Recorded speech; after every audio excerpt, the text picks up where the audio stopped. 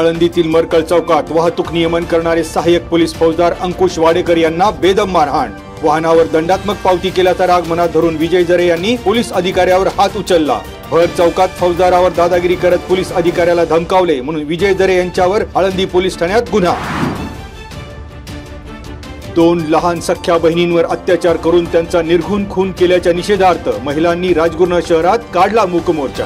राजगुरुनगर शहरासह खेड तालुक्यातील महिला फेडरेशनचा मोर्चात सहभाग। महिला फेडरेशनच्या नयना वाळून, श्रद्धा सांगोर, सुमन पदाले यांच्या प्रमुख नेतृत्वाखाली मोर्चा। शेकडो महिलांचा सहभाग।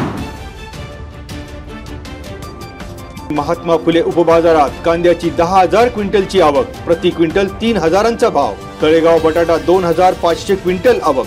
बटाट्याची आवक वाढूनही भाव 2,300 रुपयांच्या घरात। कांदा, बटाटा, लसणासह फळभाज्या, पालेभाज्या आणि जनावरांच्या बाजाराची 7 कोटींची उलाढाल। बाजार समिती प्रशासनाची माहिती।